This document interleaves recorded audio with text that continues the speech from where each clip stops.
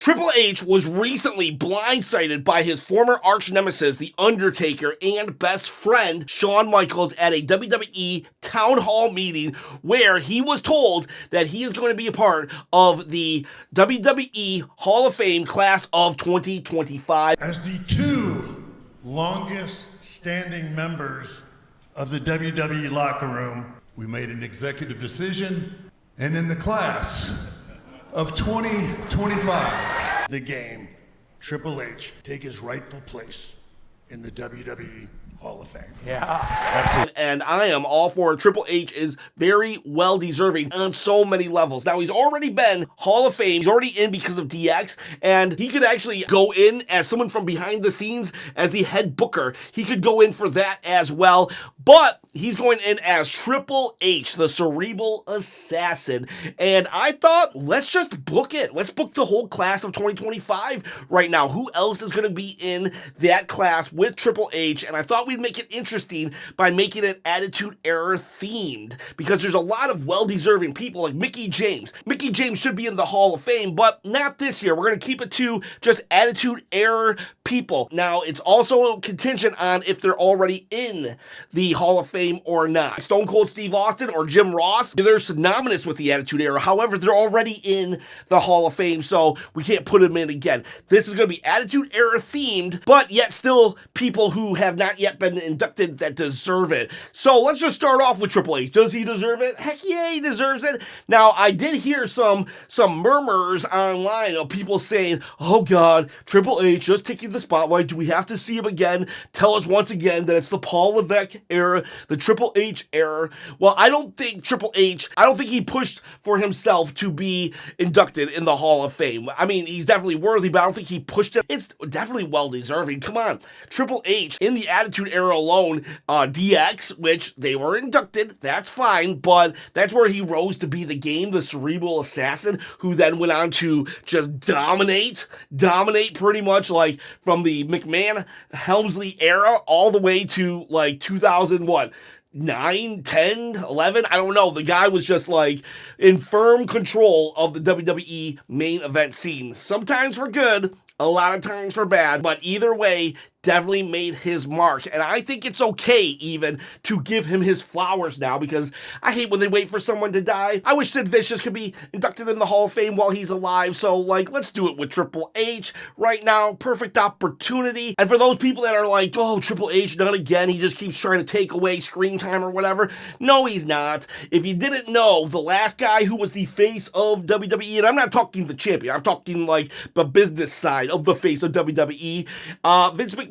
That's who it was, and his reputation didn't age very well. So they gotta replace it with somebody, and that somebody is Triple H. So that's why they keep shoving him through the curtain and say it's your era, go say it's this, go say it's that. They want Triple H to seem like a big deal that he is, because they're trying to replace the last big deal, Vince McMahon. So that's why I don't think there's one person on this earth that could be like, no way, Triple H doesn't deserve a standalone entry in the WWE Hall of Fame. I think most people are just arguing the fact that he's taking up screen time, and that I just showed you was a moot point. So let's move on. Who's next in the class of 2025? Let's go with the tag team. The Dudleys are already in, so I would say that the tag teams, you could do the New Age Outlaws. They would definitely be respectable. They kind of got the ball rolling for the WWE tag team division back in the Attitude Era, but I do think that the three teams that really were synonymous with the Attitude Era were the Dudleys, who have already been inducted. We have Edge and Christian, who are in AEW, the competition, so maybe we can just wait a little longer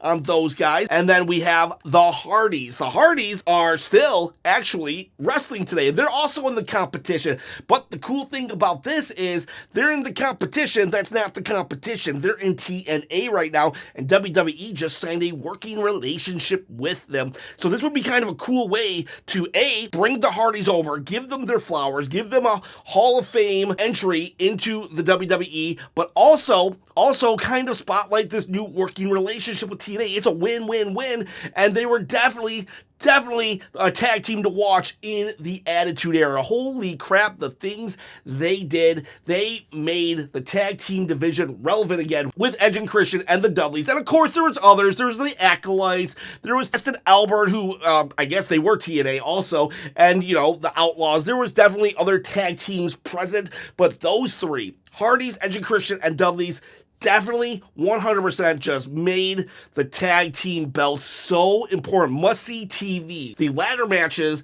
the TLC matches, the table matches, the everything matches with those three was just like, holy crap. They were just so good. It was just so freaking good. People to this day remember fondly of the tag team division, and it's a large part in what Jeff and Matt did as a tag team. Now, they did go off and have singles careers. Jeff actually had a very good singles career, and Matt Hardy too. Matt Hardy had probably his best singles career actually outside of WWE in TNA, but even Matt had a decent little run in WWE, but that was after the Attitude Era. During the Attitude Era, those guys, they were crazy. They were nutsoid, and they definitely deserve a spot. Team Extreme, get them in. And if you were a wrestler in the Attitude Era, you were chasing this belt right here. This was the Smoking Skull Stone Cold Steve Austin belt that he wore when he was on top of the mountain. And yeah, everybody wanted it. But just because the Attitude Era is long gone doesn't mean you can't have it. Once I hit 10,000 subscribers,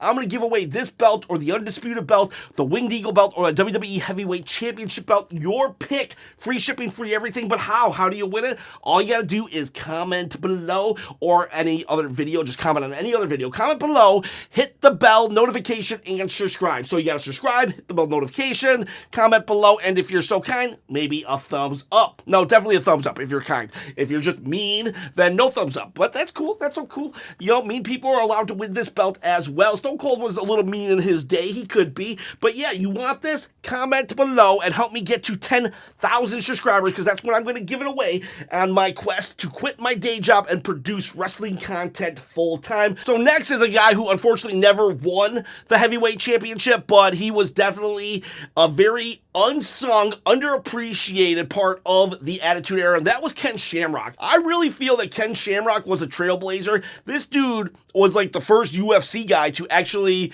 come into WWE and make a name for himself. He crossed over. He was in the legitimate sports and crossed over to the wacky world of wrestling, and he made it work. He definitely made it work, and he was legit. He was awesome.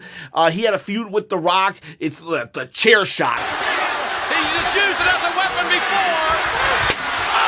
Now we know that those kind of chair shots do a ton of damage, but I'll tell you what, that chair shot was just like, holy cow. Even back then, we were like, Dude, they were crazy. They were crazy back in the Attitude Era. Just because he wasn't champion doesn't mean he doesn't deserve it. He trailblazed for people like Brock Lesnar to get into the WWE. And just like, Ken Shamrock was just, he was good. He was amazing, and he definitely deserves his spot. He did leave the WWE, had a good career in TNA and other places as well, so it's not like WWE was his only home for wrestling, but I do believe that the little time that we had with him, he made his mark as a upper mid-card guy, and as an added bonus, the person to induct Ken Shamrock, The Rock himself. And you're like, wait, what? The Rock? Yeah. Okay, so remember that chair shot?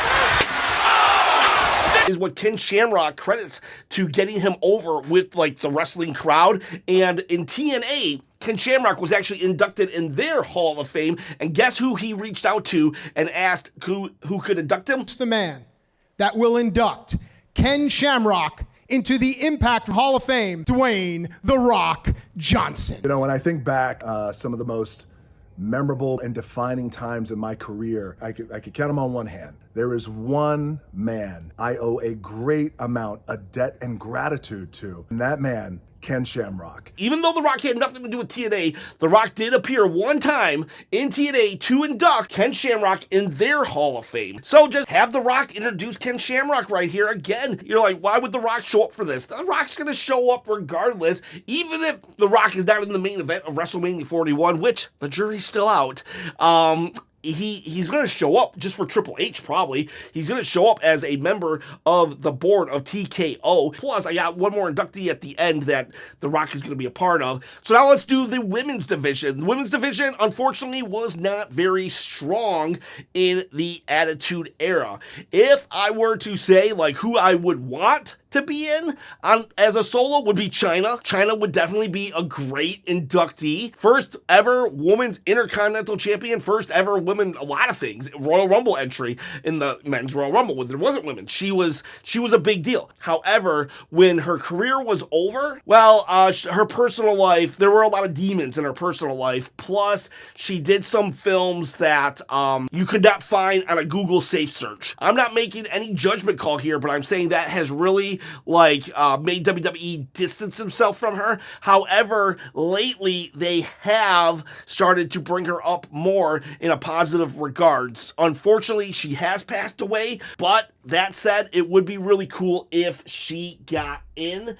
Problem is, her and Triple H actually had a relationship, so I don't know if this would be the appropriate time to do it. With Triple H being honored, do they want to honor, like, his ex-girlfriend at the same time? So maybe next year or the year after, we could bring Chyna in as a standalone entry. The next person is somebody that, like, I would hate, but I would feel deserves it, and that would be Sable. Sable was, like, she was so not a wrestler. She was literally there for eye candy, and they didn't make no bones about it. And man, I cannot deny the importance of Stable to the survival of WWE, and that sucks because I don't like that this non-wrestler who didn't care about wrestling at all, she's so important to the past of WWE. If you go back and you watch, like, Stone Cold Steve Austin's pops and Sable's pops, they're almost on par with each other. TV Guide picked out wrestlers they wanted on their cover, and Sable was one of them. So, you know what? Regardless of how I feel of her, she was a very important part of WWE back in the Attitude Era. I don't see her getting in, though, because her real-life husband is Brock Lesnar, and Brock Lesnar is still tied to that, like, lawsuit that is tied to Vince McMahon right now. So until that is wrapped up, I don't see Lesnar showing up. And if Lesnar doesn't show up, then is Sable going to show up? Nah, highly doubtful, highly doubtful. Third choice would be Stephanie McMahon. Stephanie McMahon definitely deserves to be in the WWE Hall of Fame, both as a behind-the-scenes creative or just administration or whatever Triple H is now. That's what Stephanie was, and she definitely deserves to have her flowers for that. But she was also a large part of the WWE on-screen Attitude Era, whether it was being kidnapped and put on a cross to be married by the Dark Lord Undertaker, or to trick her dad into thinking that she had been drugged into a marriage just to get revenge on her dad, showing that she was actually married to Triple H by her own free will. Oh God, the Attitude Era. Oh God, the Attitude Era. Oh God, the Attitude Era. You can think fondly on the Attitude Era, but you can't dwell, because then you realize, oh wow, that was messed up. But regardless, Stephanie would be awesome, but I don't think she is going to go in, because I think it would be like taking the spotlight away from Triple H. Triple H should be standalone, and Stephanie should be standalone. So, your choices are Jazz and Terry Reynolds, because everybody else, I feel, either has too much baggage or not enough importance, or they're already in. And I'm gonna go Jazz We Save. She's a two-time champion, but she came at the tail end of the Attitude Era, and most people, they probably just don't know who she is, if we're being honest. But Terry Reynolds, she was the manager of Goldust, and I believe she would just be great. She wasn't just the manager of Goldust. She was in PMS. She had a lot of different roles in the WWE. She was definitely present throughout the Attitude Era. And in 2018, she was recognized as a WWE legend. Please welcome some of the greatest female superstars from the 25 years. Terry Reynolds. former WWE Hardcore Champion and one of the most successful managers we've ever had. So now we're at the celebrity part of the Hall of Fame wing, and a lot of people don't like the celebrity part. I definitely understand it. I don't care. Honestly, I don't really care if they want to put in Arnold Schwarzenegger or Drew Carey. I remember somebody was so mad that Drew Carey, it was a wrestler, he was so mad that Drew Carey got in the Hall of Fame, and it's like, it's the celebrity wing. It's the celebrity wing. It doesn't matter. They're a celebrity. You have to be a celebrity, whatever. Anyways, Motorhead. Motorhead would be great because they are the one that does It's Time to Play the Game. They do Triple H's theme songs. Triple H's most iconic theme songs, other than maybe the DX song, is that Motorhead. It's Motorhead, and if Triple H is getting inducted, maybe Triple H should actually do their speech even real quick and say, hey, I want to be getting inducted later if it wasn't for these guys, because these guys, their theme is what kind of set the tone for my character. So I just think that we could definitely put Motorhead in this one with Triple H. We could double this one up. It's not going to really overshadow Motorhead because honestly, nobody really cares about the celebrities anyways. And finally, we're going to go to the Nation of Domination. The Nation already has a lot of Hall of Fame worthy people. Ron Simmons, Mark Henry, The Godfather, I believe they're already in there. The Rock. The Rock would be an amazing person to have a standalone entry in the Hall of Fame, and he definitely deserves to be a headliner. He should not co-main event a Hall of Fame ceremony, so if Triple H has it this year, The Rock can have it, and he's done being the final boss. But then The Rock can come in as a member of the Nation of Domination, get a Hall of Fame ring, and then he can start telling everybody, I'm a Hall of Famer, while we still wait for his standalone entry later on in a couple of years. But yeah, the Nation of Domination totally deserve it. Think about the stars they made, the ones I just said, Ron Simmons, Farouk, he was just, a WWE all-timer right there. Just a very steady hand to have, whether he was with the Acolytes or this, the Nation of Domination is what people really fondly remember Farouk or Ron Simmons as, other than, his one-word catchphrase. Damn!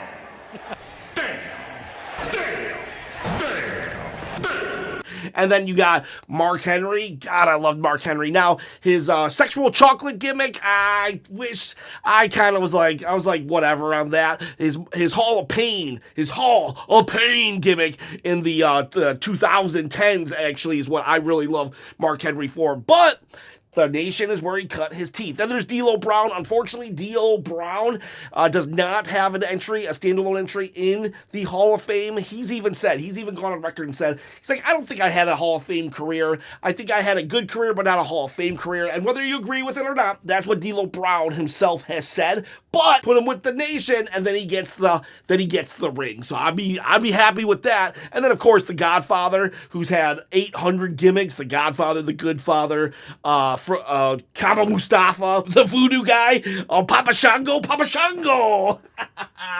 Yeah, that was all the Godfather. Okay, and so that would be stellar. And then The Rock, who's already there for Triple H, has already done an inductee speech for Ken Shamrock. Well, now he comes up with the Nation of Domination. And then what would be super funny is when they're all up for their speech. I mean, every single member of the Nation, including The Rock. The Rock gives everybody gifts, and it's like really expensive Rolexes. But to Farouk, Ron Simmons, he gives himself a picture of The Rock because that was one of the things that they did back in the day. Yeah, the Nation of Domination, they definitely left their mark, and you look at that stable and you look at the stars that came out of it. It's like, that is an amazing elite faction from the WWE past, and their war with DX, that not just made the members of the Nation, but it made Triple H. It made Triple H. So, and look who's the main event of this class. It's Triple H. So it would be very appropriate if the Nation were a part of this class as well. So those are my picks. Tell me below who you think would be in this class of the Attitude Era Hall of Fame 2025. Guys, girls, have yourself a wonderful and great, beautiful day.